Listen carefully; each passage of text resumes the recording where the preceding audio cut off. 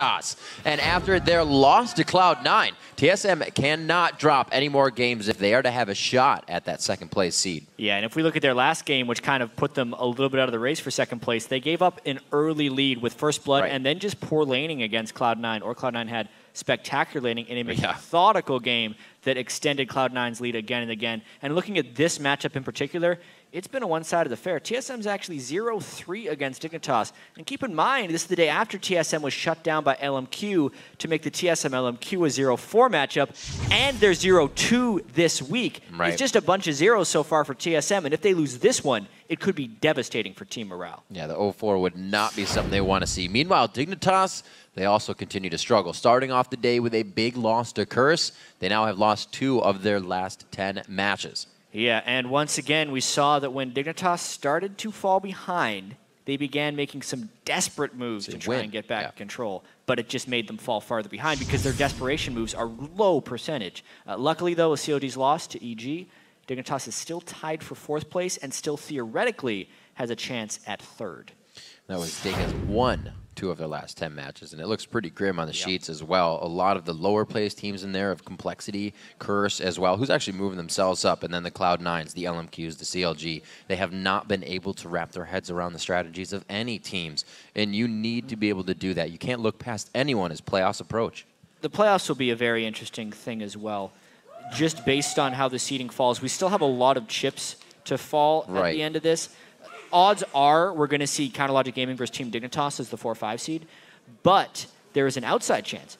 If Curse wins both of their remaining games and Counterlogic Gaming continues to 0-4, that Counterlogic Gaming could get the 6th seed, which would then put them in a first-round matchup with most likely someone like TSM, which would be absolute craziness, and will bump Curse up to face Team Dignitas. So there are some definite implications here for these guys. Or if TSM loses both of theirs, Dignitas could jump up into the number 3 seed, which would force Team Solomon to play CLG in the 4-5 match. I mean, there is still a lot of stuff to really settle down. There's so many things that change and variables that really come into play. At the end of the season, it seems like all of the teams that were the lower part of the split, the lower part of the standings, found what that problem was. And that problem fix gives them a 4 or 5 game jump. When the teams who were doing all right really didn't change much, and they go in a 4 or 5 game slump. And right now, at the end of the season, is when we have seen the most shakeup from the bottom of the teams. I know, and a lot of shakeups from the top of the standings as well. CLG continues their slide in a sense because they're obviously 2 different squads, but we have to remember before they went to Korea, they were 0-4 in their last 2 weeks. Dignitas winning 2 of their last 10, with one of their only wins coming against that group of heroes that CLG tried to pull together. They're not actually playing that well, and TSM looked like they were doing great last week, only to disappoint so far this week. TSM is actually themselves kind of, we thought the support would work, bringing in somebody. We saw Bloodwater and Daydream and work and history repeating itself with old teams, but TSM trying to find where their wheelhouse strategy is coming from recently, and they're not getting the consistent games we have usually seen out of them towards the end of a split. Exactly. It is a tricky thing for TSM to try and evolve their play style, especially when they made the change with Lessboy and Glebe. Obviously, there was the less is more attitude of not having clogged communication lines. But at the same time, we kind of saw the weakness against LMQ and Cloud9 there. If they actually start losing their lanes, it becomes a much more creative game as far as how to close out that victory. You have to make many more team-oriented moves instead of just individual plays. And I believe it puts a big communication barrier on the team right there. After those really tough laning defeats to Cloud9, they need to quickly bounce back and come up huge and lane against Dignitas. Well, right now, the lanes are going to have to come out strong from Champion Select. So it's going to be depicted immediately that Dig's going to have to be fearsome out of the lanes. Crumbs is going to have to get himself going, and he has not had fun in the jungle being targeted. A lot of people have been on his back. But we now have a Gremlin in Amazing's computer for the time being, so we're going to do a quick swap out. We're going to go ahead and throw it over to the guys at the analyst desk who are with a legend of the Rift. Thanks, Riv. With a legend, we are. Hotshot GG, how does it feel to be back in the LCS yet again? It's great to be back. You know, I'm having fun with this team. This team is probably the best team I've ever had in terms of like having fun. Everybody's just really excited to play. We're all like no pressure, so we're just trying our best to win, and it's awesome to not have pressure and to just kind of like be able to give it your all. It gives a different experience, and I think we play better as a result. And I got to ask you, why has Neon got to hit so many buttons?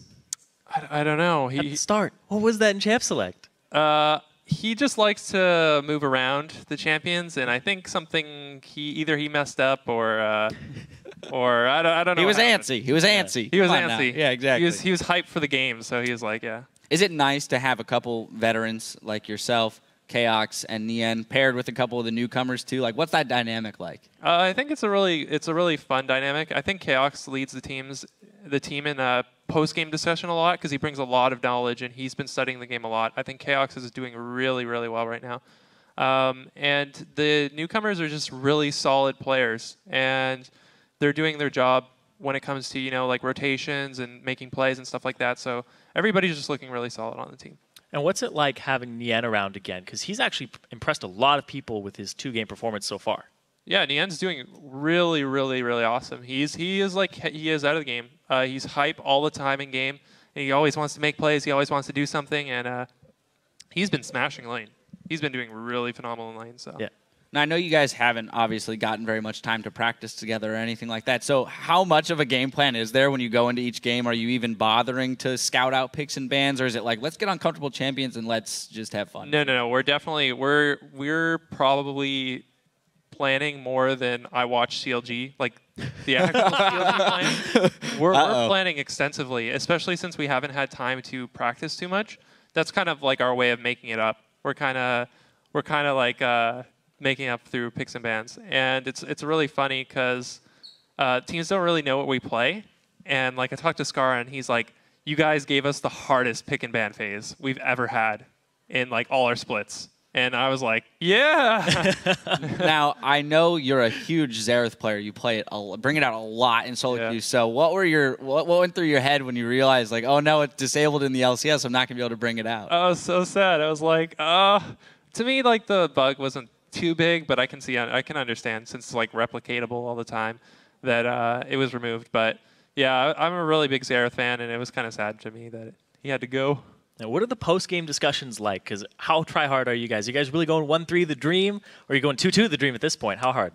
Post-game discussions, we don't put any stress on each other. We're just like, let's do our best. Let's try to perform, and let's just try to win. We're not here to like, do whatever. We're really trying to win. We wouldn't spend so much time in a pre-game discussion and planning out strategies if we weren't here to win. Yeah. I know the guys. The original roster is all over in Korea, but are they by any chance watching your games and cheering you guys on? Have you heard from them since they've moved out there? I think they're going to see this game, and they'll probably watch the VOD of last game, but we're definitely going to hear from them probably tonight. So, yeah, you guys, what do you think is your biggest weakness right now as a team? Oh, communication. We have terrible communication. We have pretty good mechanics, but like as far as vision control, ward control, like I kill 7 pinks, and I'm like, we haven't even bought 7 pinks. Like, it's so crazy. Like, I'm killing 6 pinks, and like, I'm like, did I buy pink this game? And like, bottom lane's like, nope, we didn't buy pinks this game.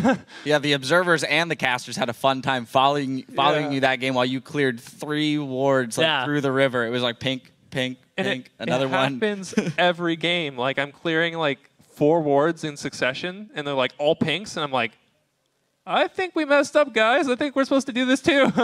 So that's kind of where we're falling right now, but hopefully in the future, we're getting better. We're honestly getting better, and it's really exciting to see, because after every game, the team's like, wow, we actually got better.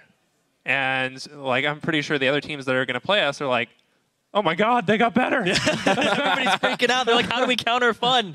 Well, I can honestly say I've been very impressed with your guys' play coming in here, on short notice, to say the least. Yeah. Anyway, it looks like the Gremlin is out of Amazing's computer, so Hotshot, we want to thank you for taking the time to come up here and talk to us. Thank you, guys. Share a little bit about the CLG sub-roster journey. Well, we're ready to head back into the game, so we're going to send it over to Riv and Jat for the call. Thank you very much, Dash. Sounds like they need pink ward rings. You put a string on your finger? Well, you just put a pink ward ring on it, and you never forget to buy pinks. You're good to go. All right. Never forget. You should coach CLG. Pink elephants never forget. Yeah. So let's get right into it with a quick review of the teams. On the blue side, it's still Team Solo Mid. That's Dyrus in the top lane, Amazing in the jungle, Bjergsen in mid, Wild Turtle at 80 carry. and Lust Boy at support. On the red side, it is Dignitas with Zion Spartan showing us the top of his headset. Crumbs in the jungle, Shifter in mid lane, I'm a Cutie Pie on AD, and Kiwi Kid on support. So has TSM kind of pulled around, righted the ship. There's been a bit of bleeding lately, but also for Dignitas. Both of these guys are scraping at wins for the last part of the split. Like we were saying for Dig, 2 out of the last 10 games are wins for them. It's quite a red line when you look down that record sheet for them. Yeah, they have not really found what they're looking for. As far as Dignitas' issues have been concerned, the early game jungle of Crumbs has stopped yielding big results with which Zion and Shifter can snowball their lanes with, and Crumbs has in turn fallen heavily behind himself and just hasn't played well with giant goal deficits. So they need to either change their playstyle, which takes a lot of time, or just find ways to make their initial playstyle work, which hopefully they can do here against TSM. Crumbs might want to get back at Amazing for all the harassment he's found in the jungle in the past few weeks. I'm expecting him to have a pretty strong game and make up for some of that play. Amazing would have had his first Elise defeat as well in their game earlier to the hands of Meteos' Evelyn with Cloud9. So maybe Dignitas is kind of letting up on that. A lot of times it's not necessarily the fact that Amazing isn't on an amazing jungler for him, but more the situations that arise where he can't pick one of those are bad for Team Solomid. We're forced into other things. But at this juncture, that first pick Lee Sin is looking rather comfortable. Very comfortable indeed in the initiations of the highest risk, if necessary, when it comes down to it. Lee Sin, Amazing, can make some nice combos for the eyes to see here. But let's see what Dignitas can thwart that with. What do they choose first? Highest priority here after seeing the Lee. They choose to give their hand up with what? Gragas is out. Zion Spartan has been getting what he wants in the top lane, and it looks like he will again. Maokai's been seeing a lot more play. And while Zion Spartan was victorious with Maokai in his game against CLG, he didn't look very comfortable. Remember, Zion's never been your prototypical tank player. Right. He definitely functions better on Assassins, but just the sheer power of this Maokai pick is too good to pass up. Everyone seems to be dominating with this guy in the top lane. Looks like they'll have the synergy of lockdown between Thresh and Maokai for now. See, Lust Boy may get his Nami banned out the first time he was brought into the LCS by Team Solo Mid. He found that not allowed to play, but he might get what he wants here. And this time, Wild Turtle's the one with the Kog'Maw. He was getting bullied by Sneaky's Kog'Maw excessively earlier on. And they're going to save their support pick until later, knowing that Thresh is already locked up. They go with the generic Aurelia pick, which is something that Dyrus has recently really added to his champion pool and seems to rely on very heavily when Lulu and Gragas, 2 of his other big-time picks, are banned out. It's very consistent for him. Absolutely. Right across the board, usually keeps it some 1-1s and 1s or something. A lane that does not get lost. I really wonder if he'll be able to provide kill pressure on Maokai in lane, because if he cannot do that, I feel like the team fighting of Zion Spartan's Maokai will just far outweigh the power of Aurelia. So Dyrus really has to win the lane with that Aurelia. Gap closing and pick possibility right now from Dignitas. A very scary team to get caught out by. TSM throws down a bit of disengage, maybe, but the Nami still gets picked up, and they get the ball delivery system with Lee Sin. It's an interesting time to pick Orianna, just based on how mobile the entire Dignitas team is. Trying out a Shockwave onto an Elise or an Ezreal is a pretty difficult thing to do. Bjergsen has had success on Orianna in the past, but the extended hover makes me think he might be going for something else. No, he's going with Ori. Wow. Yeah, I thought he might have switched back to Syndra. Had a really great game coming off yesterday, 4-0-1 in that CLG matchup. Or their matchup, I should say. It wasn't CLG, it was LMQ, I believe. Indeed. Indeed. So this final pick here for Dignitas means Shifter can go with whatever he pleases. A Ziggs would be the safest, most generic mid lane pick. Dignitas typically trends towards that. Right. Or he could get fun and play an assassin to try and kill Kog'Maw. Ahri is available for Shifter. Come on, man. I like it. He was saying recently, maybe she should get some hits. Oh, she's in the movie. Maybe she'll get some buffs. Maybe you just need a player. Yeah! All right. Now's the time to break out R. You need to be able to reach that Kog'Maw in the back line. And Dignitas had already built up a fairly heavy pick composition, as well as wanting to maintain the quick access mobility to try and neutralize the shockwaves from Bjergsen. Mobility indeed. So, we said Dignitas is going to want to try to pull out some aggressive lanes here. They have lanes that can win, poke, and kill all in themselves, but they're going to need a bit of help from Crumbs.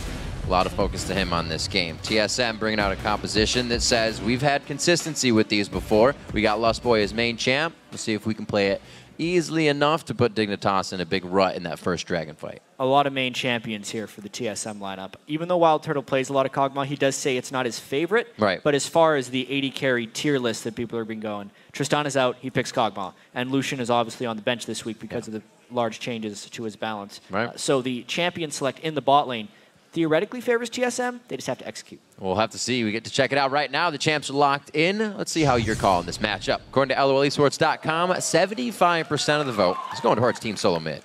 Ooh, 3/4. But keep sending those votes to @LOLesports by tweeting the hashtag TSMWin or DIGWin. And we'll be updating the poll regardless of if it is proper or not. Like those 80 or 90% CLG wins we had the other day with the sub-roster. Yep. We're just going to put it up there. Because that's what people have been voting. So we talked a little bit about Crumbs in the jungle and the rest of Dignitas kind of having a bit of trouble. But then we put that back onto Vision. The first time we saw these guys play against Cloud9, they shut down High's access to blue and pretty much dismantled the rest of the team surgically with their control of Vision just under that mid lane. And Crumbs was really a key point in keeping that Vision up. Continuous wards, everything he could. And it seems like Dig has kind of let that fall to the wayside over time. It's true. When Dignitas is at their best, it's because they're denying Vision and winning the game early on. It's actually strange because I forget exactly where I saw it, but Scar was talking in depth about what his strengths are as a player and why he thinks Shifter is a better fit for the LCS right now. And Scar was always talking about how he's actually really good at getting advantages in lane. And unless he's really far ahead, he can't make the proper decisions in team fights. But Shifter is much better at capitalizing in team fights off of not very big leads. Yet, as an entire team, that's still true for Dignitas, actually. Yeah. They're typically quite strong in lane and need to have a lead in order to pull out victory. So that's why the vision control early on is just so paramount. Vision control early on. Be very good for holding these lanes, and TSM's going to try to get a bit of their own, too. Need to calculate the way their composition works and try and get that going. Wards down from Zion Spartan. Keep everything safe. So the risky wards coming in on both sides towards that blue. Let's see where actually TSM it feels. We have a bit of voice comm from their champion select of how Bjergsen feels this one might go. Let's check it out. Their team comp is really good mid-game. Ari is going to get DFG or something, and Ez is going to get Trinity Force, and they're going to group. But we're going to get the same power spike, but honestly, ours is so much better. Just because I said so. That's an interesting thing. It'd be like, they're really strong mid-game. We're better mid-game. Let's do it. We'll That's considering if you hit a living artillery, the shockwave, the everything else you have. It also is heavily dependent on how they do in lane, because if I'm a Cubify gets a Trinity Force before Wild Turtle does, it won't matter who has the stronger mid-game champions in that case. The vote is shifting ever Pretty so close slightly to the LOL Esports vote on the website. Right, so let's see where we go. We have opposite starting junglers. Exactly. To begin. This always means that early ganks are slightly more likely because the junglers have less fear of running into each other. Right. Since, especially Amazing, got to see Crumbs started at his red. He saw it because they had wards on the blue, so by process of elimination, Crumbs started at his own red, meaning Amazing might be going for a gank top or mid pretty soon. Gotta love it. Used to work in school in multiple choice questions. Works now. Process of elimination. I always just pick C. C's good. And then you realize you have like 6 in a row that are C, and you're like, that's not right. Kiwi kid, good zone pressure here. Gets in the paint, and he says, you're going to stay level 1. That's a menacing look he's got there. You know, Wild Turtle and Glebe were having a lot of issues in 2v2s prior to his departure. They were almost always behind in lane. Yeah. Yet when you listen to Lustboy and Wild Turtle play together, it's almost like they're not communicating because, well, they aren't. Oh, dear. Double. That was flashy. In their first week of play together, they actually dominated their duo lane and played spectacularly together. Yet this week, it seems like, whether it's just a lack of confidence or other teams more knowing Lustboy's style just because they had a week of footage to watch on him, it's been teams kind of punishing them. And very early on there, with Crumbs' initial gank, just guessing Amazing wasn't going to be there for a counter, and getting both flashes off could mean even more struggles for the TSM duo lane, this time with Lustboy instead of Glebe. That is really crazy for 2 flashes, just instantly blown like one that. hook. Choo -choo. Then the sight of Crumbs kind of just tipping it off. That too. A little bit of tilt, a little bit of scaredness in the bottom lane. 5.3 to 5.1 with a bit of the farming that's been going on. We're waiting for this first blood to create a lead. Dyrus doing a great job at getting some forward wards in here. Very risky, but the lane is pushed up perfectly for him. So see what they get out of this. Not too much happening aside from the slight lead that they have in the bottom lane. And Crumbs, he loves trying this gank. Gotta land that, though. Ooh. Jeez. Oh. Here comes another one. Oh, he does actually get him. I was waiting for the crowd to deliver another O, and it just kept coming. They were actually fighting it out. 1-0 now. He could get within Twisted advance range. The shield of protection. He gets it on. Great job by TSM to recuperate and get a counter there. It was a much better execution by TSM there because Crumbs, you can't miss a flash cocoon when you flash in point blank range. It puts you in such a vulnerable situation. Then after they missed the flash cocoon, they continued to commit, which left them completely vulnerable to Amazing's counter gank. Crumbs with a fatal mistake that proves fatal. Indeed, indeed fatal. You can only make that once. I ran out of words right there. 7.2 now. That's actually the first blood we were looking for. Wasn't too far off. We'll see Dyrus enjoying the aggression of his Aurelia. It's not really his playstyle, but he likes to force out a little bit of strength and aggression on this. He can win his lane a little bit in CS. 34 to 23. He's had a time by himself. Dyrus has to win this lane. Oh, yeah. Yet, this is the start the TSM really needs against Dignitas. We know that Dignitas is pretty poor at coming back from behind, and TSM generally wins when they dominate the lanes. Great early start with that Lee Sin gank, and Dyrus does have a decent CS lead onto Zion Spartan, as well as already getting his teleport out, while Dyrus remains with his. So we'll see Dignitas trying to squeeze out a little bit of Dragon now. Pretty smart. They fell behind with that first blood, but this is great knowing that Amazing had hovered towards the top side of the map. They're going to be smite free on this Dragon, and Crumbs will be able to grab it for himself. So Dignitas answers back with a 6-minute Dragon, keeping in mind that they can't fall too far behind here in the early phase of the game. Crumbs making good on his bad play right there by making a calculated risk instead of a desperate risk right there. Yeah. Just grouping for Dragon with 4 people when they knew Amazing was probably near the top of the map is a safe play that can bring them back in gold. Great job. Dyrus wishing that wave Probably want to dive this fella. a little farther off, very close. Oh, everybody's towards the top lane. They don't realize 3's a crowd in just a second here. Kiwi Kid's going to be close. They are forced to move on this now, and they should be forced to back out. No, Dyrus, don't go in. Amazing safeguarded to safety.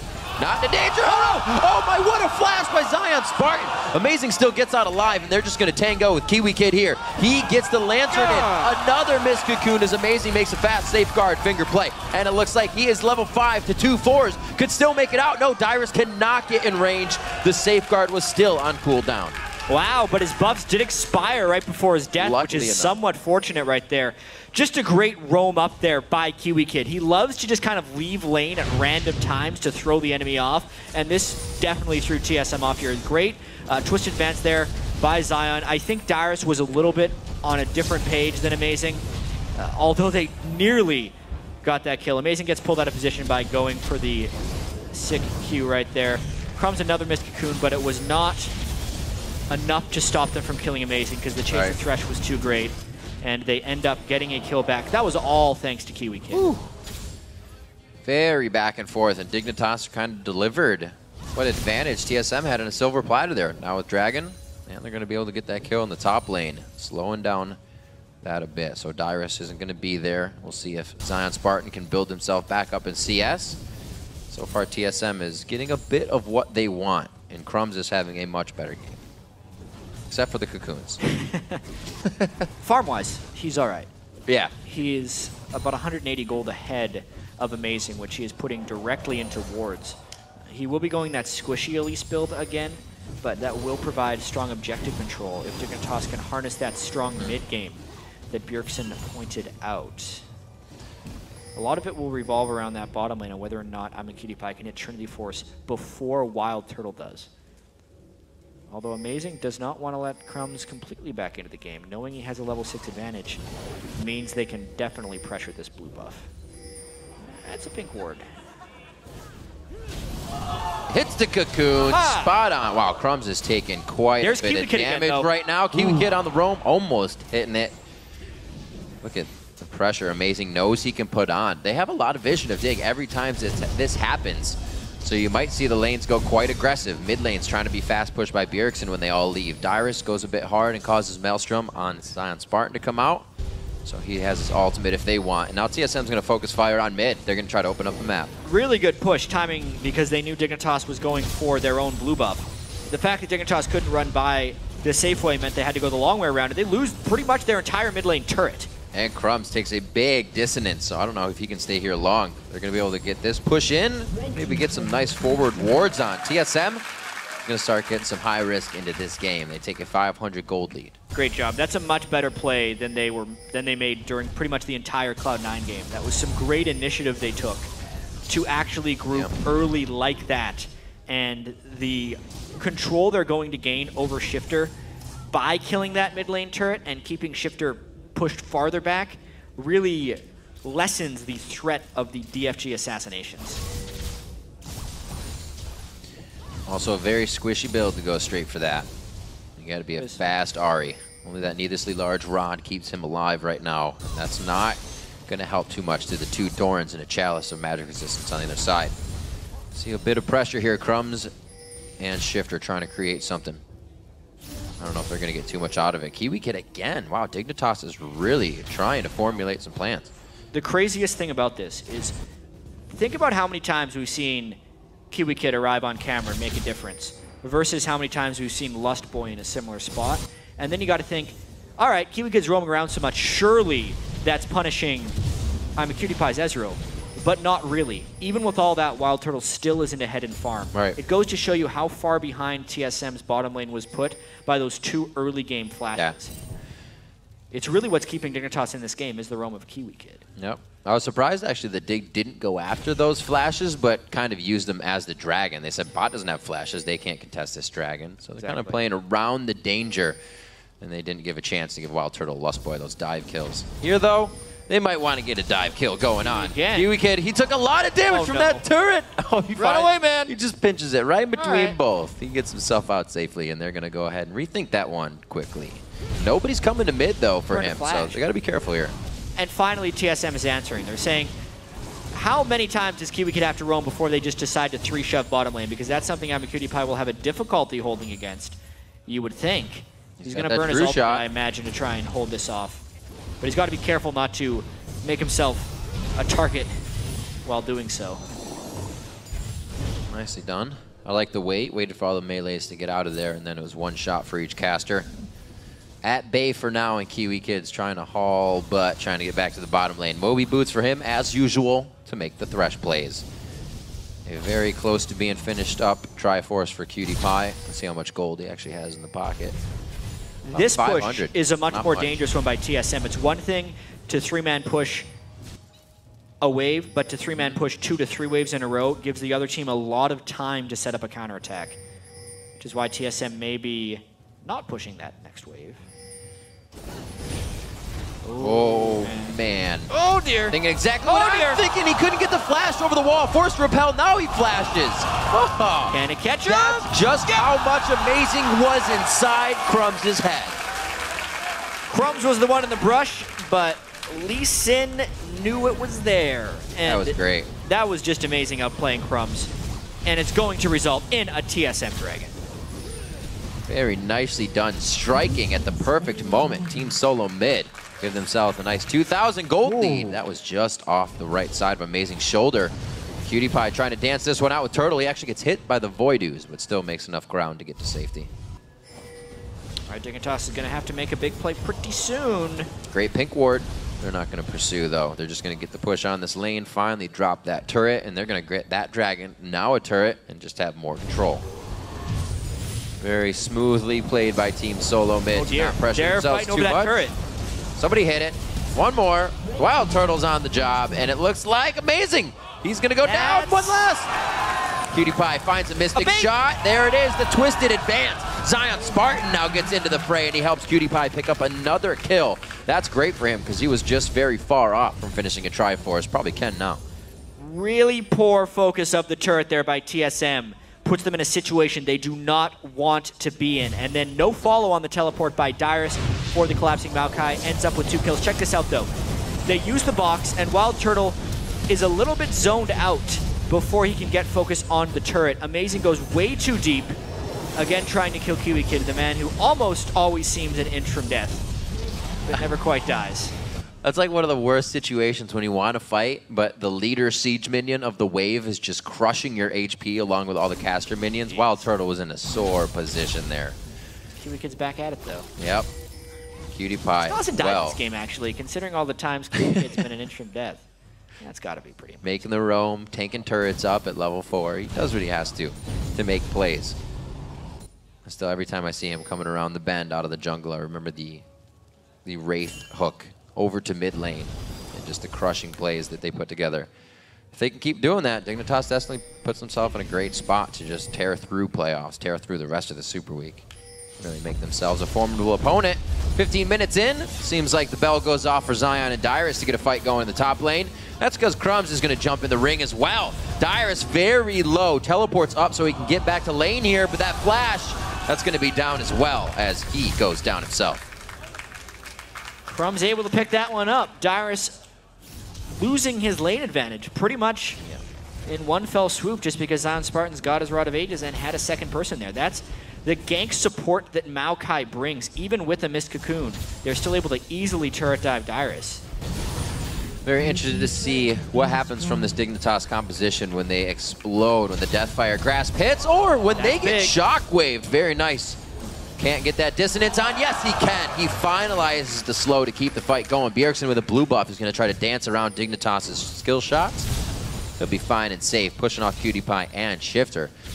Well, like I was saying, I'm seeing what happens when Shifter and the team also get their composition. This is a great game. It's really opening up, and we're hitting that mid game with pretty equal farm. Yeah. Obviously, Cutie Pie's a little bit ahead, but he never had that moment where he had a Trinity Force advantage. Just having a Vamp Scepter versus Boots in a fight is not that huge of an edge. DFG versus Athene's Unholy Grail, kind of the same thing. It's going to be all about execution from here on out, and whether Dignitas can find those catches, or whether Bjergsen can land more amazing shockwaves like he just did. This would be great for TSM to pull it through. Like we said, they have a lot of zeros coming into this week, and they would love to take one of 4 games off of Dignitas on the split, and it's not going to help. The Lust Boy gets locked in a 16.5-minute fight, and Zion Spartan, Twist Shifter on the front line, gets that Deathfire Grasp down, gets the rest of the Foxfire out, and it is very cinematic-like as they take down just about the entire team. Team Solo. What a huge fight there for Dignitas, and especially with these team compositions, Rip, it is a game of skill shots. Yep. I've been calling out a lot of missed skill shots, and that's just because there's so many of them flying out there. That time, Dignitas landed them all. Right here, big death sentence on a Lust Boy, could not dodge. That gets chained with the Cocoon, no chance of surviving. At this point, though, Shifter with a flash charm immediately onto the Kog'Maw, and since he's got a couple of dashes, or many dashes, he gets to continue on to Bjergsen. And a pretty farmed Cutie Pie is beginning to emerge amongst all this chaos. And we haven't seen him on Ezreal in a long time. It used to be one of his very, very favorites. He could definitely make some plays and get himself into some sticky 1v1. So the lanes of Dignitas coming out a bit the way they wanted it. We saw Zion Spartan in a bit of trouble on that Maokai the other day. Or we see most players kind of having a troublesome time, but it still gets to that point towards the late game. He's already got the Rod of Ages stacking up. They just have to get another fight like that in 1 minute on the Dragon. 8-4 here for Dig as they take back the gold lead by 1,000. Very nicely played. TSM's making a few mistakes, though, to give them that lead so far. or just putting themselves in situations where they can be caught out. Yeah. It's a tricky thing because Dig's composition is kind of all about getting the catches. TSM makes one wrong step, they can get jumped on here. Dyrus trying to shove out that top lane with Dragon in 30 seconds. It's forfeiting vision control quite heavily, but it will all be about whether or not he can provide adequate turret threat by the time the Dragon comes up. Or if they can actually pull a fast one here. TSM getting pretty good vision control over the Baron pit. Yeah. Which could dissuade Dignitas from doing that Dragon. So some mind games going on here, Riv. This could be that time that Bjergsen was talking about, chat. The power spikes of the Triforces. The Rabadons are almost finished. This fight could mean a lot. Not a good ultimate there by AmiCutiePie. It's down for the fight. That's right. A lot of Ezreals underestimate how important that skill can be in a team fight. If you hit the front target with no fall-off damage, it is a substantial amount of burst. Yeah, TSM still in this murky middle ground right here while Crumbs is soloing the Dragon. So there's that vision control coming in big for Dig. Spectral Wraith for him, getting some nice damage, and he can use the spiders for a bit of tankiness. Won't even go down just about 75% HP to get that Dragon. Dignitas, very nicely done, and they even had Zion Spartan to throw it off Dyrus in the top lane, so he's forced to walk on down. We might actually get a fight out of this. I'm sure Bjergsen would love to use that power he just got out of base. Well, the tricky thing for TSM as far as trying to force things right now is their initiation is much worse than Dignitas's. So Dig gets to pick most of the fights. And this Bjergsen can land a shockwave on the incredibly mobile team. Yeah.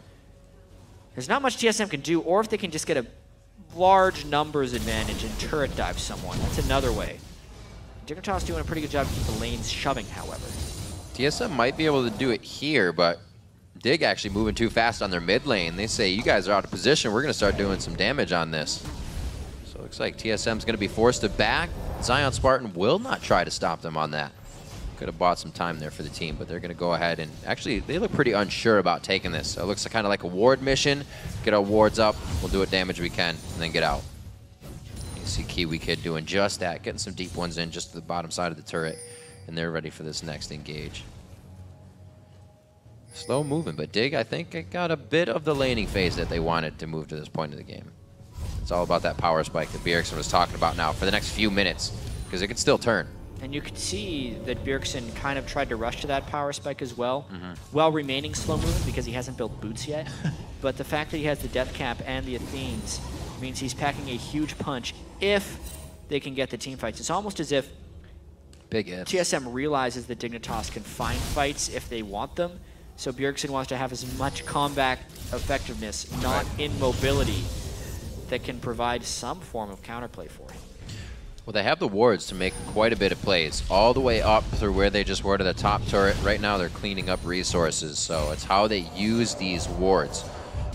Figure out where Dignitas is going to go. Do they move away from Dignitas and kind of dictate what Dig does and push down mid and make you force to it? Or are they going to face him straight on? Well, it seems like Dignitas is definitely trying to keep TSM split up as much as possible. One of the big ways of seeing that is AmiCutiePie is continually just using his ultimate on creep waves. Oh, that was so sick! Kiwi Kid is playing out of his mind this game. He is just putting so much map pressure on TSM as a whole. That's an LCS big play right there. Hooking the big Wraith as he's getting Lee Sin kicked. Watch this, he starts the wind-up. It catches the little Wraith. See you later. So good. Bye-bye. And he gets an ignite out of it. Wow. It was so calm, cool, and collected. He knew he had an out. Kiwi Kid roams around enough, and he's died enough times in the LCS. He knows how to get away from a death or two. That was intense. So with the 2K gold lead, Dignitas kind of dodges out, giving back a little bit of that. Kiwi Kid-esque style. Dyrus now to drop the turret down on the bottom lane. This is kind of something that TSM has been able to do without being thwarted. That Dyrus pressure is definitely helping them stay in the game and map pressure. But Zion Spartan's always able to get there before he gets too much. Yeah. Dyrus continuing to try and be a split push threat. I don't know if he'll get to a point where he can actually threaten Maokai, though, which is kind of what they need. But as long as they can remain grouped, and if they can find a fight, it'll be very good. Dyrus does find him! There it is. Oh my word! That is exactly what they needed, and Dyrus made that happen. The slyest of AD carries goes down first. That was the most farmed person on Dignitas right Yeah. there. they just took down because Dyrus made a slick move going from lane to lane. They're going to get a lot out of this Rift. That is very big, Jay. You said it was going to be hard for them to get an initiation. There's something to be served up like that Dignitas could not afford. TSM is going to take everything they can out of this, and they know that backing to finalize the next few items will give them an even bigger power surge to do it again. I would actually say that that was a very conservative move off of a catch-on to I'm a Cutie Pie. There weren't many objectives for them to take, and they opted not to pressure Baron because it's 23 minutes into the game. When I think about it, it's probably the smartest possible play to do. I was expecting them to try to take a little bit more, but it was the right call. Playing it safe. We've seen a lot of teams get an inch, try to take a mile, and then give everything back and never be able to see it again. But 5-3 definitely means that TSM controls that map pressure. They're not allowing Dig to get the wards out. I should say, we saw in the beginning part of the split. Zion Spartan flashes in, and so does Kiwi Kid. They really want this fight from what just happened. Will it get them into trouble? Shifter down to about 20% health immediately, and Dyrus is on the job. Now, trading focus over. None of TSM is tunneling. They're focusing perfectly, and they take down the lowest hanging fruit, which is Kiwi Kid. That shockwave, even if it just hit one, was enough to turn the tides of this battle. Bjergsen catching Shifter after being able to flash back on Zion Spartan's Twisted Advance. Even though the Twisted Advance still hit, it just meant the follow-up wasn't going to arrive on time to shut down TSM. And now they are actually hoping that Crumbs makes a desperate Baron check here. Instead of just doing the Baron, this is valuable time that TSM is losing. So that time, actually, TSM was predicting Dignitas wouldn't have patience, and Dignitas actually had patience. Right. That would have given TSM a Baron if they would have just done it without patience. Mind games, man. Patience is a virtue.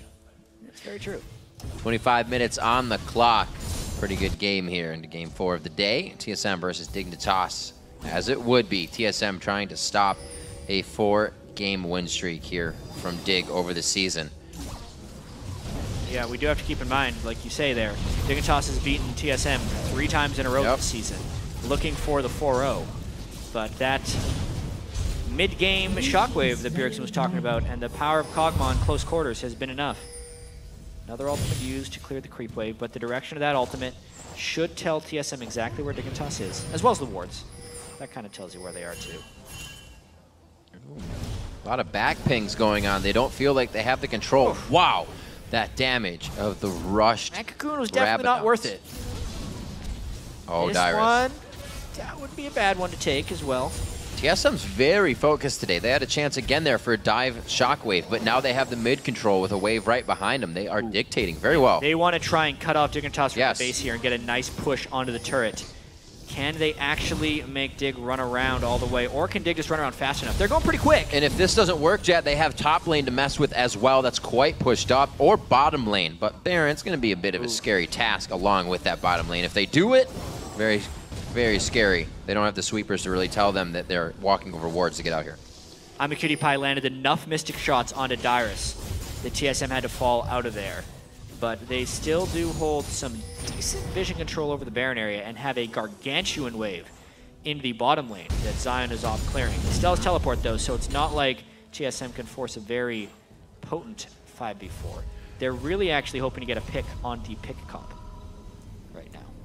They've perfectly formulated themselves in that rush, but they're going back. All right, so both teams get a breather. Dig doesn't really know that they're getting a breather. They're still thinking TSM's going to come out of the woodworks until they get enough wards up towards Baron, which they're dark on. All those wards are team solo mids, but Dignitas has kind of a forward push. As we said, they would dictate. If TSM kind of hovers towards Baron, Dignitas can go right for that second tier middle turret, I should say. It's usually the game they like to play. Yeah, they're still kind of in a deadlock right now. A lot of it will depend on, like we said, the skill shots. Whether Bjergsen can land clutch shocked waves on priority targets, or whether Dignitas can land the right lockdown.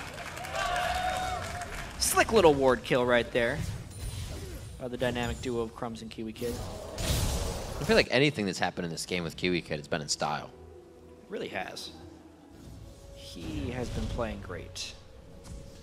It helps. Will it be enough? Will it? getting out with 10% HP about 5 times this game. Huzzah! Oh, does he go? And another one. And them all. They did not decide to dump damage through to Amazing. You know, I feel like before Kiwi Kid would have just taken that. He also would have died. Yes, he would have. He's like, I got mobility boots. I'm taking a chance. Yeah. Be like, wait, just Mobies? Yeah. We'll see if they can make a play here with those Mobies, though. He's going towards the backside, so he can kind of come up the lane and get a hook on somebody if possible. But it looks like TSM, they disperse, also staying close to Cutie Pie to give him an extra Thresh Express out of the lane if he needs that after Arcane Shift. I don't know what to say, like people are missing skill shots or doing a good job dodging them. It's both. In a lot of these situations, they're two relatively mobile teams. You know, Trinity Force, true. Boots of Mobility on Lustboy, Lee Sin dashing all over the damn place. Makes it really hard to land skills. Oh, face off in the mid lane. And get this wave cleared by Zion Spartan on the backside, and it's still the Baron dance to go down.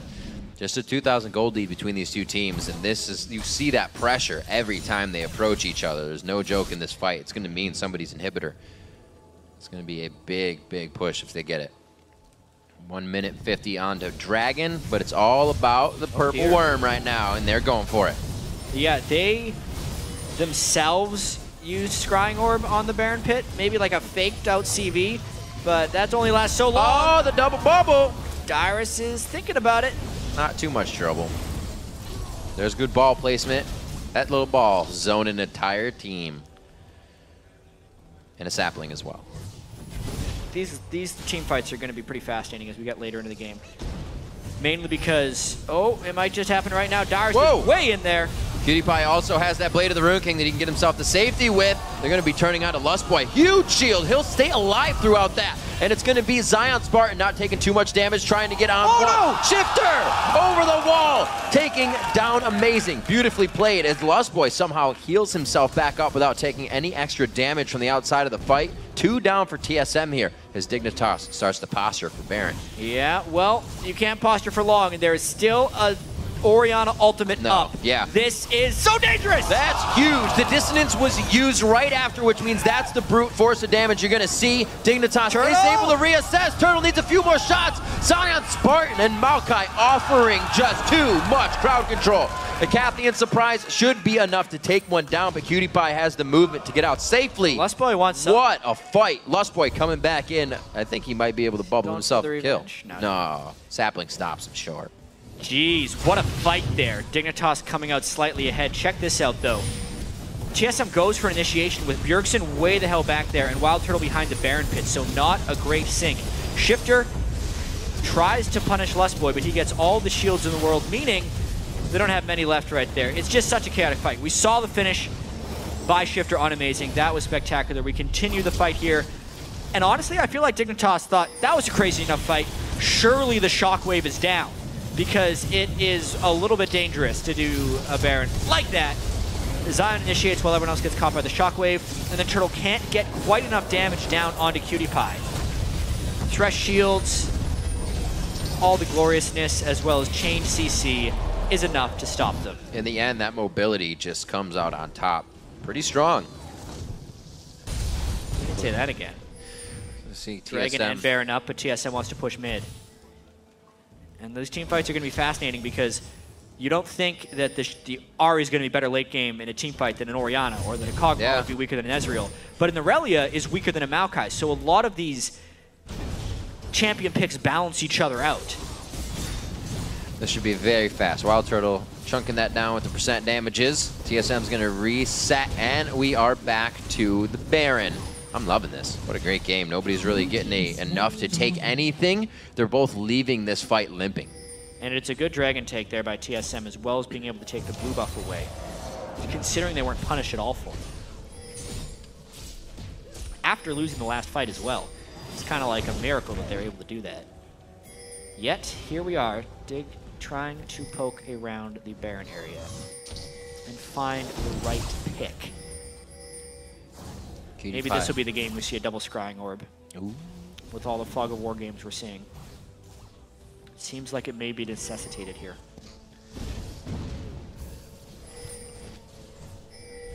Pretty good sweepers going out so far. It's not going to be too hard whenever he's piled in the same spot. See Wild Turtle. He's going to put himself on a solo mission here in the mid lane. Dignitas says, all right, you're going to put your AD carry in mid, we're going to pressure, but Wild Turtle's already back in time. Yeah, the great thing about this team is health. they don't really take damage when they're doing Baron because of Maokai and Elise. They're two of the lowest damage takers when they're on Baron. Darius is daring a fight to happen. Whoa! Whoa! Zion Spartan just flies across the screen. Bjergsen gets hooked up. Huge catch. No shockwave in the fight. Darius is next. Dignitas comes out huge with the focus fire on this one, and Lustboy is providing a 0 sustain for the team. Only Amazing and Turtle make it out alive. And Dignitas does that the way they make most of their plays, with vision control and denial, and of course, with the help of Kiwi Kid. The Lantern into Maokai initiation for the Baron Peel was awesome right there, and they're able to eliminate Bjergsen before he can make a big play. Plus, they get the Baron Pit. Making it happen. 34 minutes in, Dignitas coming up big here and trying to make it 4-0 against Team Solo Mid over the summer split. Cutie Pie has a great push to the top lane as well. Wow, they're just getting so much off of this. They don't have to work for it. Yeah, this is so cool. Oh, we missed the initial start right there, but Kiwi Kid had a Lantern in before Zion could start. And then because the fight began without Bjergsen having spells, it didn't matter that Dignitas wasn't as great of a team fighting team because the main team fighter had already been eliminated. That's the pick that the pick comp is built around, and they can just take little old Baron afterwards. Very interesting. It's hard for Bjergsen to throw that ultimate out. We saw it worked well once kind of when the fight had fizzled, but when the fight's kind of trying to be dictated from Dignitas' side, he didn't even get a chance to. Smothering out Bjergsen and the rest of the team very fast, leading Dignitas now down to the middle inhibitor. They weren't actually able to grab that, which leads me to believe that TSM could put a pretty big hold up here still. Bjergsen is going to be able to clear waves quite well with Turtle as they get up to these turrets. It won't be easy for Dig to close this. We can see how the gold is still really close. The stats that the Baron buff are providing right now are massive, which is what Dignitas will need to use to push this. Zion will really be the fearless one if they decide to go in. Warmogs, when you consider his passive, provides 7% of his max health every time he lands an auto attack. It heals him for 300 every time he has that charge sap magic up for an auto attack, which will pretty much be every auto attack in late game team fights. Right. You get so many people around you casting. You're good to go. I just want to build attack speed on Maokai to get more of them off. Get all the auto attacks up. You don't have to worry. Slow moving here from Dig as they know they're going to start taking these outside turrets. Kiwi Kid wouldn't be surprised if he starts walking right into the team. Hey, if they get a catch on a Wild Turtle, it would be go time and then some. And there he goes. Kiwi Kid says, hey everybody, how's it going? Throwing down the box. He's going to put you inside of it. Amazing's going to be the next focus here. A nice twisted advance coming around the backside from Zion Spartan. They made sure people can get it out from that. The Cathian Surprise doing a bit more than Dignitas would think. Kiwi Kid focusing a bit too much on the runner, and he's going to have to leave Amazing to stay alive now. Dyrus still very big in the fight, sustaining well to that as well. But can they kill a Maokai? No, they can't, chat. Oh my god, Zion is tanky right there. Dignitas does have a failed dive, so TSM holds them off. But man, that really just goes to show how hard he is to kill. Darius still wants him though! Oh, he flashed for it. Wait a minute. Oh, no! No! What? No, these decisions. Zion Spartan still coming back into the fight. That might not want to be the way he wants to go. They're going to be able to take out both of them. Bad choices. A double kill off the back for Zion because Darius got a little bit over-aggressive. Huge smile on Cutie Pie's face. So, they land the Flash Cocoon, but it's a late entrance by Zion into this fight. So they finish him off early, yet they tunnel so much on getting some kills, they forget about that Orianna ball. Crumbs goes down, Shifter goes down to Dyrus, and then it's pretty much just a 3v3 brawl. It's all about where they're directing their focus right now. They do as much damage as they can to Zion Spartan, but you can see Kiwi Kid's telling Zion, I got you. Zion goes deep to cut off the wall, knowing they can't follow him past the Lantern. They pull it off, and really this just pisses Dyrus off so much that he wants to kill him later. And it ends up baiting him into a death right here. They have ward control. He thinks he can go assassinate him. Zoom. But again, Kiwi Kid with the death sentence to stop him dead in his tracks. And at this point, you realize how squishy Cutie Pie actually is. Finally, Dyrus can get his mitts on him, but it's just not enough. The lockdown continues to fly through from Dyrus, and they do not quite get him, making Zion an even bigger beast. Man, what a try as TSM tries to pull themselves back in with every little bit, but really just keeps falling down the hill. 18-10 here, 38 minutes in, and it's only a 2,000 gold lead still coming in for Dignitas, so we could still see some big plays from the backline of Bjergsen and Wild Turtle if it were to come. It took them quite a while to take down Dyrus in that fight, so if TSM can get in the position to have Dyrus doing all that while they're delivering the damage, it's going to go very, very different. TSM's in a real vulnerable situation right here. That missing might make them think they can go. They will be getting flanked. This is a big fight. That's Kiwi Kid going down. He's been providing amazing crowd control now. They've taken kind of the brain out of the initiations here. Zion Spartan, he's kind of having some fun. If a tree falls in the wood, does it make sound? We'll find out. Shifter crushing it down. Beautiful job, but he gets taken out as well as Bjergsen's able to deliver the same medicine. Now they're on to Zion Spartan. He looks like he could go down. Cutie Pie on the outside won't be able to deliver enough damage, but will he? Throws down the blade of the Root King. Dyrus only needs one more shot. Now, Wild Turtle is taking hits. He's got a double buff, but not enough mana pursue with Living Artillery. So back and forth in these fights, and yeah, TSM just came out on top. Good God, they finally take down Zion Spartan, but that fight was explosive to say the least. This game is ridiculously close, Riv. 300 gold now separates them with really fed pairs on both sides. We have to find out exactly what happened here. So, it starts off with a catch on Kiwi Kid, means an advantage TSM. But really, the fight almost turned when Shifter went in right here. TSM is so healthy looking. Where does all this damage come from? So the sapling hits while that Orb of Deception from Shifter, as well as his Foxfire and everything hits all at once, nearly chunking them down. Wow. But Wild Turtle has the proper focus, hits the squishies. Zion detonates his ultimate to kill 2, but there was no escape the red buff Kog'Maw and the Aurelia. This time, without Kiwi Kid the Savior to help out Zion Spartan. This is one hell of a game, Riv. Yeah, it is. That is awesome. Some great walking control mechanics coming out from all the players right now. That fight just simply between Bjergsen and Shifter in the middle of that fray was great to see. And just how the Deathfire Grass was used. Got to keep your eyes peeled for everything these players are giving to each other. Like you said, the gold very close right now. And who can thrive in this situation? We have Baron in 20 seconds, but we've gotten more out of these teams with the Baron down than we usually do with the Baron up. I'm really liking it. They've been taking chances. And I do have to give a huge shout out to Zion Spartan here, because he's typically not a tank player. So his performance here on Maokai has been really, really good as far as trying to help Dignitas have a successful record here in this Super Week. They did mention how side advantage and getting that 4th, maybe even possibly 3rd seed is so important for them. So more really ignites up and kill pressure from Team Solo mid here. About the same amount of flashes down. Yeah, they got so much damage onto Amazing right here. And again, they scry themselves at the Baron Pit. It's like they're trying to fake people out. Hasn't worked twice in a row, and now they're down a scrying orb. Oh, there's Dyrus. Whoa, Crumbs gets hit up. The teleport coming in on Dyrus, just down the hallway.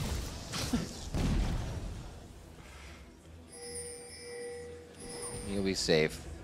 Zion Spartan was forced to get his teleport in there as well. Safety near the blue buff. TSM takes their side back, and Dig, I should say other side back, as they're kind of floating on each other's sides of the map right now. Oh, man. Whoa, this could be the fight that TSM wants. In the jungle would be perfect. That's huge. Oh, for a shockwave. Zion is not near. He was in base when that catch happened on a Kiwi Kid, so Dig does have to run away. Oh my gosh, Dyrus able to solo down Shifter. This is not good for Dignitas. What a game changer right here. Cutie Pie goes down. The chaos has been created. Amazing thumps his chest as TSM takes a commanding lead at 4 down for Dig. That is the fight they needed, surprisingly. Getting a catch on a Kiwi Kid and then just chasing down the rest of Dig. I got confused there about who caught whom because they're just running in. Now TSM might have the death timers to end the game. They say, yeah, not even Baron right now. Let's continue to go for this. We got Turtle with the attack speed. We can start crushing this down. So Zion trying to keep the minions back. It's much harder to push double turrets without minions. And they actually want to get the Baron instead of the inhibitor because they've exposed it. And they want to be able to secure this before Dignitas respawns. So nicely played. They're taking what they can all around the map, and hopefully Baron will be the last so they can go by in safety. A lot of plays can still be made in this game. We saw the kind of damage Dig had when they started to fight, but TSM, when it's in their favor, on their terms, goes a hell of a lot different. I got all discombobulated here because Dignitas that's what I was saying. the wrong I thought side of the jungle their right side, here. this side, whose side? So TSM pushing in with 5 while Zion isn't there. That's why Amazing was so headstrong about going into this, flashing into the box just to get the first catch. And then when Shifter catches the charm, you think, hey, maybe it's Dignitas getting a catch. But no, because Dignitas didn't have the teamfight positioning to have any type of follow-up. And Dyrus is so damn fast, flashes for the finish. Amazing continuing to catch on Lee Sin, and Cutie Pie getting caught by a shockwave just because Amazing ran next to him. So all hell broke loose for Dig there. Wow.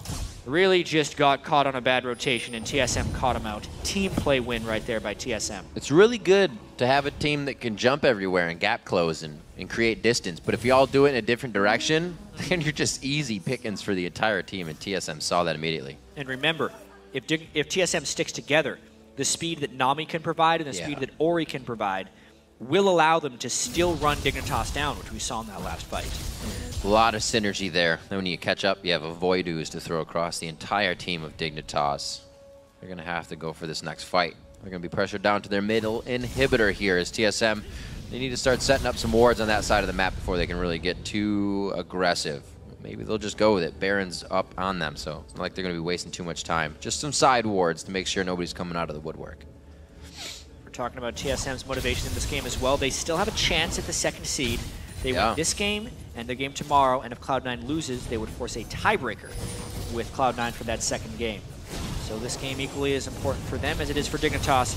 Amazing actually getting hooked. That was close. Down to half HP, but with Baron, he should be all right. They're going to heal up quite a lot. So you see Dignitas knows they cannot just full on fight this team. The skill shots are missing, and if they can't hit one of those, it's no engage. Yeah, things are looking rather grim for Dig here.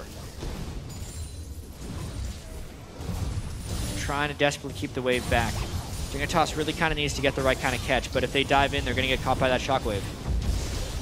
See how fast Dyrus breaks that crowd control with the Aurelia passive. Everybody there in his Merc treads nicely suited up and tied on his toes. Oh, he's getting hurt though. That turret does go down. Jet and Zion Spartan's going to try to put Maelstrom down, zone out the rest of TSM. He does so with his ultimate. TSM doing a great job of sticking together so no one can get isolated for Ezreal Arcane Shifts or Ahri dashes. If anyone on Dig tries to get aggressive who is a damage dealer, they're going to get locked down very quickly by TSM. Staying together as a group here. They're very confident about going in for inhibitor number 2 here. Bjergsen trying to zone with Orianna Ball. A good zone just by that ball placement. Can't see Wild Turtle get into place here for any of these shots. Dignitas is doing a nice job at setting up a human wall in their last inhibitor. And they don't have much time because this fight could mean the end of the game. Being pretty patient too, healing up Dyrus with Nami and also waiting for the super minions to arrive. Here it comes. They got super minions on the Nexus turrets, chat. They have a lot to focus on here. Multitasking for Dig is the name of the game. Their inhibitor goes down from Team Solo Mid as their eyes are on the win. They could be going for turrets, but it looks like they may just try and find more kills. No, they're going to be going for turrets. They know they have a lot of pressure right now, although 5 are alive for Dig right now. Dear. Zion is in flank position. He used his teleport for this. Here we go. He's right onto Wild Turtle. Wild Turtle gets hit with a Mystic Shot from the backside. He gets the Mikhail's Crucible immediately and starts throwing down the DPS. Cutie Pie as well on the right side gets hit up. Dyrus beautifully jumping onto the AD carry as Cutie Pie separates himself from the fight now. Great peel by the AD carries for themselves and the rest of the teams. Nobody goes down there somehow, and they allow him to walk out clean. The damage is really lackluster for Dignitas right now. Obviously, the Maokai was great in the mid game, but the Elise isn't bringing the pain. No. Shifter can't dash in because TSM is staying together, and Ezreal late game is just not comparable to Kog'Maw's damage, which is why Zion Spartan could get such a nice engage there, but still not have Dignitas come away with any kills. I think it's only a matter of time here, Riv, until TSM walks away with victory. One last push down the mid lane, and I'm sure they've been wanting this game all season long, knowing it's the last chance against Dignitas to put themselves to 16 and 11 if they can grab this one. It's only going to be a game off of what LMQ has at this point, so a lot of things can happen, like you said, at the top of that table coming up in the Super Week. I'm a cutie pie as well, getting a little desperate for his last item. He builds a black cleaver in an effort to try and cut through armor. Right here, Ezreal, of course, not the greatest auto attacker, needs to keep his distance, wants to be able to shred with just his Mystic Shot. But I don't think it's going to be enough here. They don't have the wave clear to handle the super minions. Even with one inhibitor down, they actually lost a Nexus turret trying to defend their second one. So with 2 inhibitors down, the math just doesn't work in Dignitas' favor here. TSM pushing 5 strong in the bottom lane. They would need something like a Wild Turtle, just like a Kog'Maw hanging out in base to clear out all those super minions. But they will not get that this game. They're going to get Dyrus coming up to the inhibitor. See, Dignitas puts out the floor mat. It does not say welcome just yet. TSM's going to change that right quick. 6,000 golden lead. They could probably push down this turret quite easily, get the fight they want just around the turret. We did just hear the announcer message that an inhibitor is respawning soon. If they can get the middle inhibitor up, it would be okay. Ooh, that wave. Those super minions are arriving. Someone's got to clear it. They don't have anyone there. They have to do something now. And TSM knows that, so they're just playing the waiting game. Good ults. Goodbye, Sweet Base. Goodbye, Sweet Base, indeed. Rest in Pepperoni's inhibitor turret. It's going to be going down. Kiwi Kid tries to get himself back up to safety, and Yank, amazing, to the same spot. Right to the back side. See where the ball is placed. Shifter's trying to run from that. Bjergsen throws down on his Zhonya's as well. Says, I got one too. Let's use them. Very, very close to staying alive. Dyrus finally goes down in the fight, but he's going to be coming back up from the Guardian Angel. Kiwi Kid now in the focus of Wild Turtle. The Nexus turret's going down, and TSM will thwart the perfect 4-0 from Dignitas on the split. Not a Science Spartan has something to say about it. Him and Shifter are going to have just one last breath on this game. Amazing goes deep, picks away the tree, and they take down the final Nexus turret. It's coming up on 50 minutes, chat. 20-20 on the scoreboard. Quite a bloody match. There it is. As Team Solo Man takes down Dignitas. What they didn't have in kills, they made up for in savvy and team play right there. TSM takes down Dignitas for the first time this split and keeps their hope of a second seed and first round playoff bye alive. That was a hell of a game. That was an amazing game. Both teams with a bit of aggression. Usually when games go long like that, it's kind of just because they waited. They were afraid to push their advantages and really work on what they had. But that was bloody. At each other's throats all the time. Was just a whole bunch of fights again and again, but forced fights that all had strategic value of some kind. Yeah. A very back and forth battle, really about positioning and skill shots and vision control. So just a damn good game of League of Legends. And the roller coaster ride of, you know, the power level was played. We kind of heard Bjergsen say we have spikes here and there. They weren't able to work the spikes, but they also weren't able to avoid Dignitas' early aggression. The Kiwi Kid roam was there. Dig did everything they needed to do to put themselves in a winning situation, but they were up against the late game Kog'Maw tank buster, and they let him get to that point. Yes, Kiwi Kid played a hell of a game to get Dignitas a lead in the first place.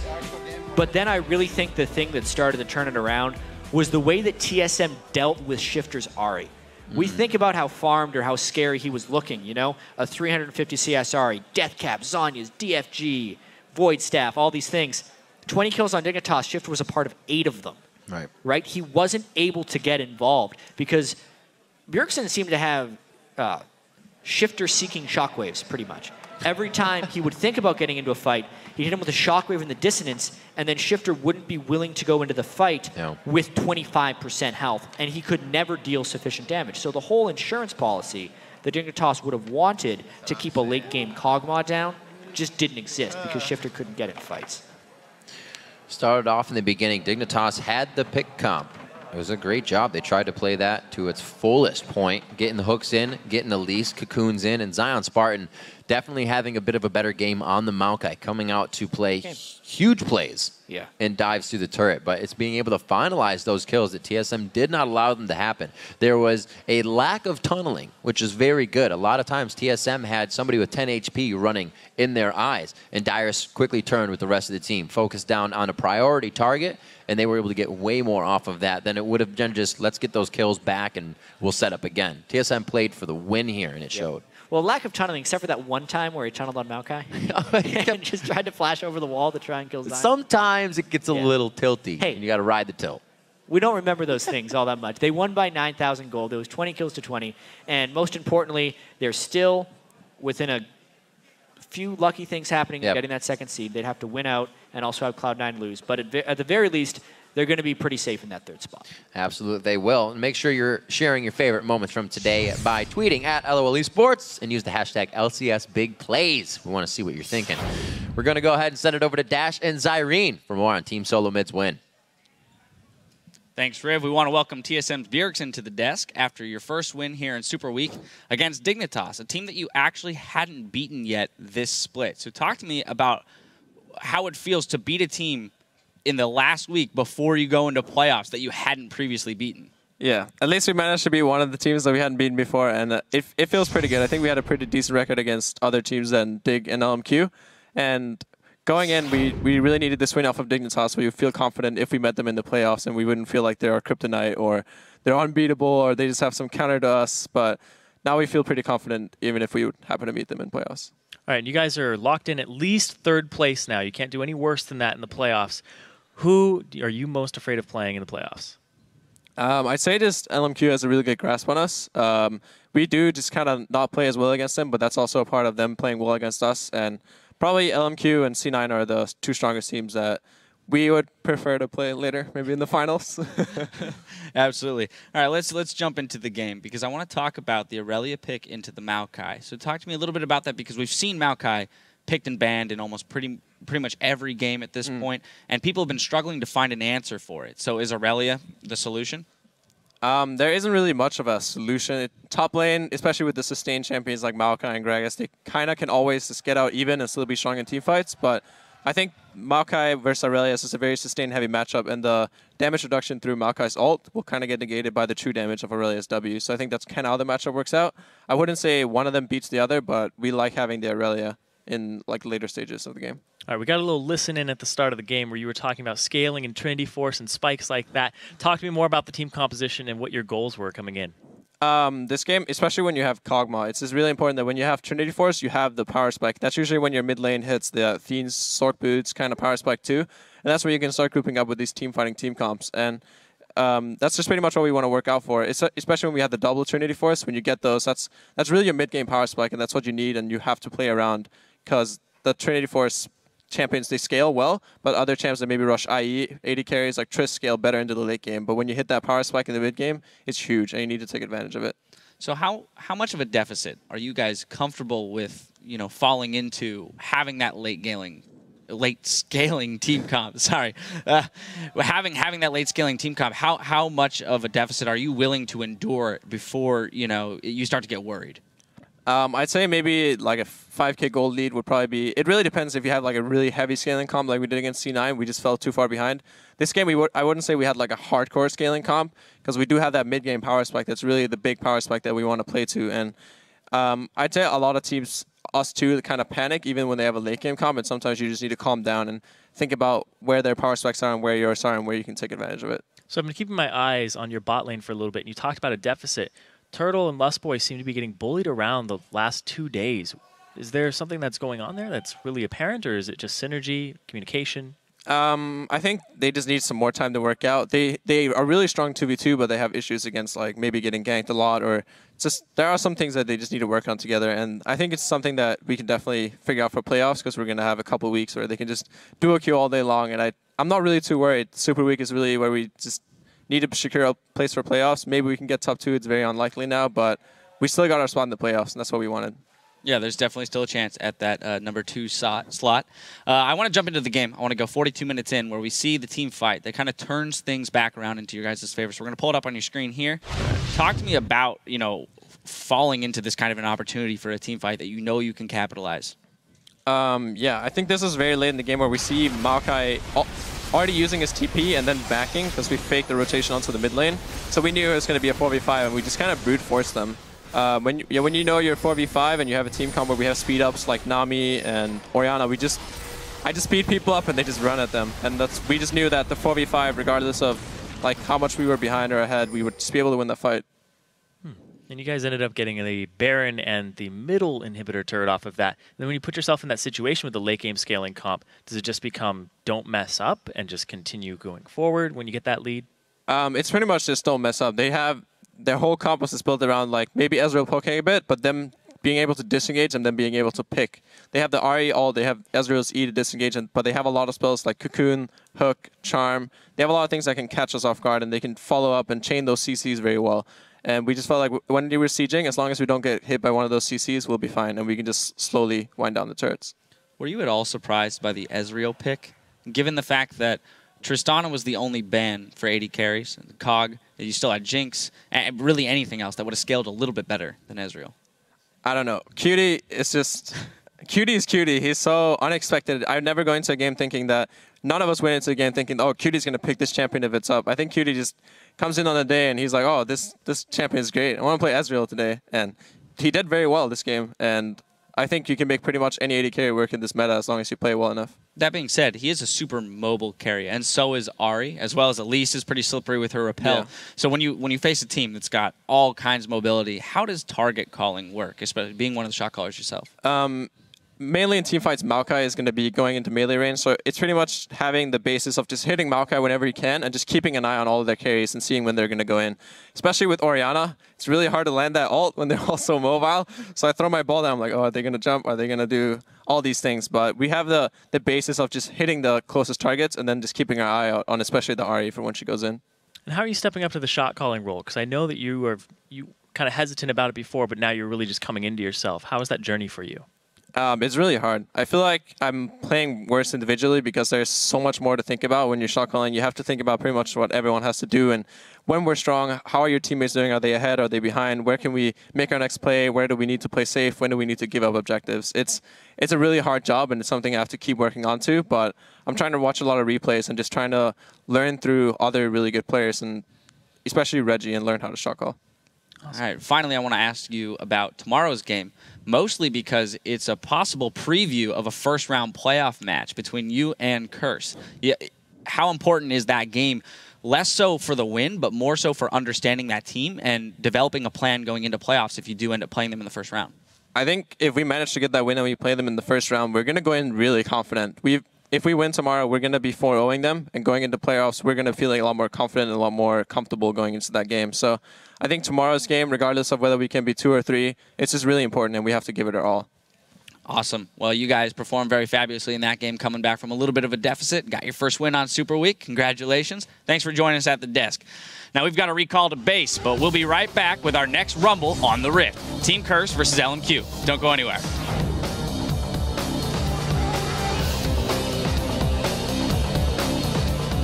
Who's your daddy, and what does he do?